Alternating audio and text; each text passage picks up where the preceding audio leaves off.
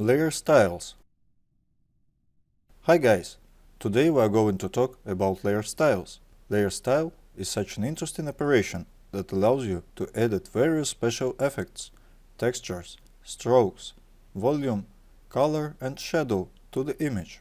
Layer styles are used very often for creating the effect of such frames as you see on the example, but it is also a very commonly used operation for creating various kinds of creative fonts. And now I want to show you some of them. I think you have seen this kind of fonts on the internet, and now we will find out how it can be done. I think it would be better to learn layer styles on example. So let's just type some text. Select the text tool and it is called by letter T. And if you click here on this arrow at the bottom, you will see that there are 4 types of text. But so far we are only interested in horizontal type. We will talk about its other types in the future. Okay, next, the text options. There are similar to options in other programs. For example, in Word. I set the Arial font because everyone has it, so that we don't have any big difference. But, of course, you can take another one. I set the bold style. I have a font size of 72 pixels. Color is black. You can double click on this square and choose a different color. But in this case, I will leave it as it is. Then I click in the right place. And in the new version, I have a preview of what my text will look like. I mean the size and style. In order to get rid of this inscription, I click and select it completely. The same way to do it, for example, in Word. I don't know why I'm writing own text, I'll just type the word text. The same way we do it, for example, in Word. And now I'm writing my own text. I will just type the word text in large capital letters. I can move it to the place I need. Please note, a new layer is created. It was created automatically. This is a layer with text. In order to enlarge this text, we can click on it twice. We highlight it just like this, and let's say, put some other value here. Then I click anywhere, and it applies. Or we can do the same as with any other object. Press Ctrl+T and make the size we need. So we have a blank for our layer style ready, and let's do it. We will need a panel of styles. It is located in the window menu. Select Styles, and here we have a number of default styles. Let's see how they work. Activate the text layer. You could just click on it. Let's try to apply it. I click on any of the styles, and you see what happens. What interesting effects are added to our text. And there may be just a huge range of such styles, because the styles that you see now are not all the styles that are presented in this panel. If we click this icon here, then we'll have such a window that allows us to edit some other styles. Well, for example, I choose glass buttons. You can try some other ones. Let's try effects for text edit. Okay, and we start our experiment. See how interesting it is. But, of course, in addition to those styles that are presented directly by the developers, you can both create your own styles and edit ready-made styles that you can find on the internet. Here, for example, I found styles called Gold. You can see how they will look and downloaded them to your computer. I open the folder where I have saved these files. It can be absolutely any folder, and so I select a file with the ASL extension and click on it twice. And now we have added gold styles. We can even use them. See how beautiful it is. In the appendix to this lesson, I'll definitely edit an archive with these styles and some others, and you can experiment with them. Let's now see how these styles work. The layer to which layer styles are applied have the fix icon. This means that some styles have been applied to this layer, and we can click here, expand, and see what specific styles are applied in our case. This is a list of the styles that have been used, and each of them has an eye icon that can be turned off. And look, for example, the shadow has disappeared, and it's not really visible here. Gradient overlay, inner shadow, bevel emboss, stroke. And so, gradually we can see what the resulting effect consists of. But let's say we don't quite like something about it, and we want to adjust it somehow. In this case, we can double-click on the effect. we'll open an additional window. In this case, it is a shadow. How do I make it more visible? Okay, well, something like this. And now you can adjust here. For example, the size of this shadow. In this case, the size is more about blur, but the size itself, in the usual sense, is regulated by the slider, the placement and the angle of this shadow. All this can be adjusted. By the way, you can take the Move tool and even move this shadow. Well, let's say I want it to be here. Similarly, you can go to all the other tabs and adjust each of the effects. We could also adjust the level of opacity. I think that it's too black. Let's make it less black, and let's change its color. For example, to some dark brown. Like that. Okay, that's the kind of shadow we have now. And we can also copy layer styles that we need. Let's write another word and try to apply the same effect that we have now. I take the text tool, click and select the inscription and write Photoshop. The Move tool, free transformation. For example, like this. And I want to apply to this layer the same effect that I had applied to the text. And if I press Alt and Ctrl at the same time and drag this icon to another layer, then these effects are applied here too. I release the left mouse button and look, the effect has been applied. So let's place it differently. Let's write another word. For example, this one. I want to show you another way. It is possible to apply layer styles by dragging. Or you can right-click and select Copy Layer Style. Select the desired layer and select Paste the layer style. And it has changed. This is convenient if you copy the layer style from another file, for example. You can't drag it so easily. Sometimes it's more convenient to do it this way. But in the future, you can edit each of these layers. And, for example, if I want, then I can, in this case, make a different shadow. For example, I will reduce it or I increase it. You can still refine it in the future anyway. Let's leave it as it is.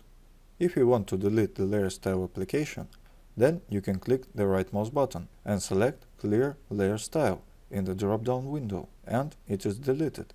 And now let's try to create our own layer style and at the same time talk about settings. In order to apply the layer style to some object, you can either click on the FX icon and select the object, or double-click on the right side of the active layer with the left mouse button, and I did it. And let's see what the settings are. We start from the very top, choose Emboss, and as you can see, as soon as I clicked on this word, the text changed. Everything is intuitive here. You can change all of this, and you can choose the option you need, which you think is the most attractive. You can also set a contour. Firstly, the contour also has its own style. You can choose it the way you like it best. You can change the range parameters, and you can make a stroke. Check the box, click twice, and look, we can choose both a gradient stroke and a color stroke. But first, let's look at the size. Now we don't see any stroke, because the size is very large. If we reduce it, you will see that we have such a gradient stroke. Moreover, it is located inside, but it could also be outside. And then we would have something like this. If we choose the position from the center, then the stroke is distributed between the inner and outer parts. And we can also change the mode of stroke. Everything works exactly the same as with layer blending modes. For example, if we choose multiply, then it will darken, but it's just not there visible in this case. I choose vivid light, and you see what happens. Well, let's leave the normal one, because it seems to me it's not worth changing anything here. You can change the opacity of the stroke. You can choose a color instead of gradient, and then we'll have the color that we choose. Well, for example, like this, but I prefer to leave the gradient. And you can also choose a pattern, by the way, and then you'll be able to choose the pattern from the presented samples. Or over time, you'll learn how to create your own patterns, and then it will also be presented here. You see, the stroke is made with pattern here, the scale of which can be changed. But let's leave the gradient. Let's move on. Gradient overlay. Here we can impose some additional gradient on the text. We can choose the sample from the samples presented here.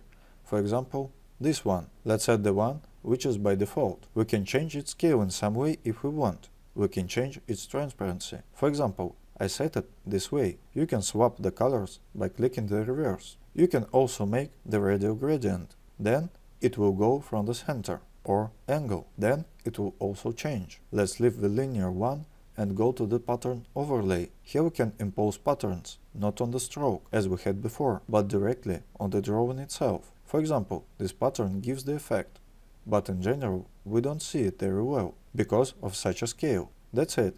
Let's try some other options. For example, I choose these dots, and at a small scale, it gives this effect, and we have a shadow left. We can do it all easily, because we already know how it's all done. I have some kind of shadow like this. I will blur it.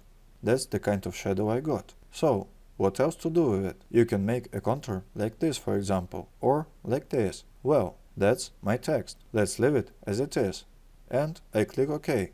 And hooray! We have created some kind of set of effects that we can now save as our own layer style. We can apply it in the future if we need it. To do this, click this icon in the Style panel.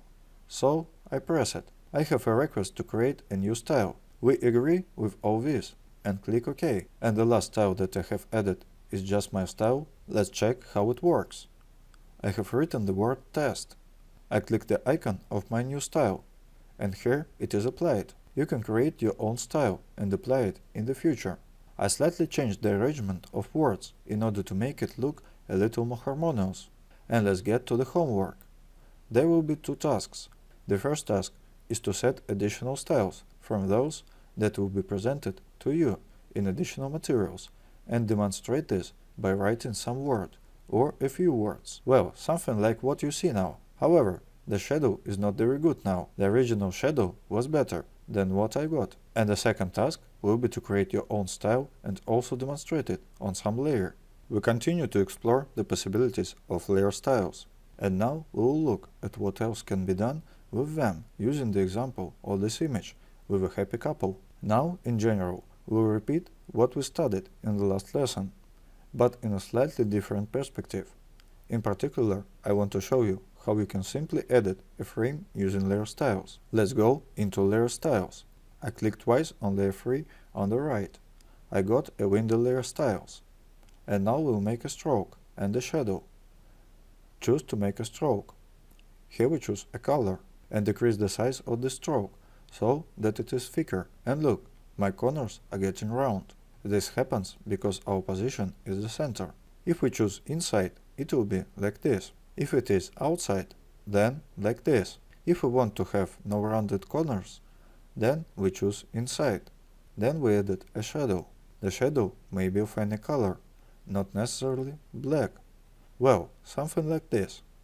And we can, of course, change its position, the level of transparency. Let's say such a shadow suits me.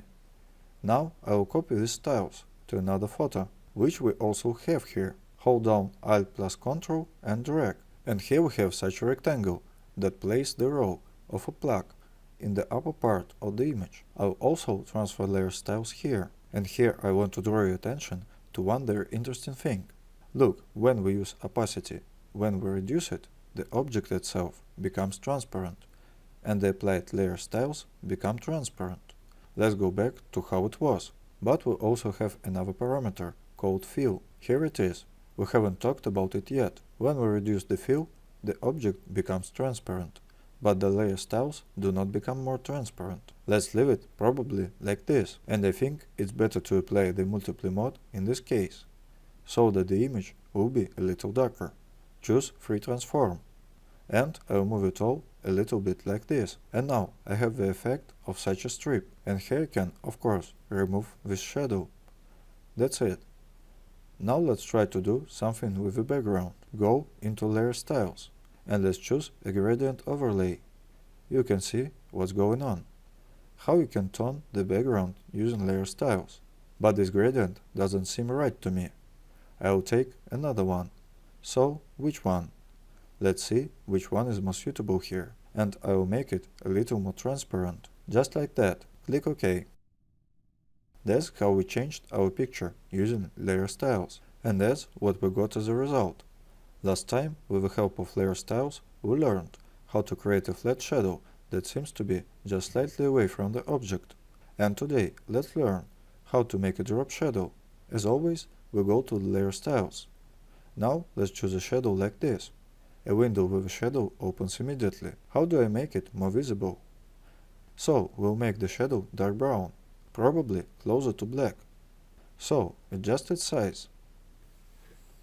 That's the shadow I have now, and just like last time, it's exactly the same as last time. This flat shadow that's just slightly away from the object. Now, the most interesting part. Now, we'll turn it into a drop shadow. We cannot transform it in perspective now. We can only move it. But if we right click, then in the drop down window we can't choose anything here, because I clicked the right mouse button on the layer itself, and the desired option didn't open for that. In order for it to open, you need to right click on this space, which is located next to effects, and select to create a layer, and we agree. And look, now the shadow has become a completely independent layer, and we can move it as we want. But this was available to us. Most importantly, we can transform it now, and in the free transform mode, with the Ctrl pressed, I select corners. And look what is going on. With the Ctrl pressed, I can distort the proportions, as I need to. And we can arrange it, for example, like this. We can make the resulting silhouette of the drop shadow more realistic by using a mask, adding it. You probably noticed that the shadow is more intense, closer to the object itself, which is what we are simulating now. We will take a gradient, and away from the object the shadow should be more transparent. So we will do this on the mask. You see what happens? We can choose the location of the gradient in various ways, until we get some kind of option that suits us. Well, let's say like this. So I have decided on this option after all. And we can also, of course, blur the shadow a little. To do this, we go to the filter, choose blur, and select Gaussian blur. And now we see. You can choose the option that you like best. And click OK. That's the kind of drop shadow we got. Let's move on to the next example. And let's try to make this tree voluminous. We select the layer style, bevel and emboss, and set some parameters that will give us the desired effect. Here in this case I have an inner bevel, and let's say I would like this effect of layer styles not to be applied to the whole tree, but for example to be applied only to the foliage and part of the trunk. What can be done in this case? If we just take the eraser tool and start erasing, then we erase everything like this. In general, nothing good really happens. But we can go the other way. Look, go to Layers, select the layer style, and select Create Layers. In this case, we have each of the effects that the emboss effect consists of, separated into a separate layer, and we can work with each of these effects separately. For example, I would like to remove some of the illumination on the trunk. I choose and use a razor along the bottom of the trunk, and the illumination is removed only in this part. Or for example, I would like to reduce the opacity of the top layer, on which we just have a blackout. Look, the bevel remains the same, and the blackout depending on what level of opacity is selected. Looks completely different. This was the last task for today, and let's get to the homework. The first task will be the creation of such a collage with wedding photos. The second task will be to create a drop shadow, and the third task will be to create such a three-dimensional tree by changing the layer styles. And that's it for today. It was Peter Romanov and AIM School. See you next time.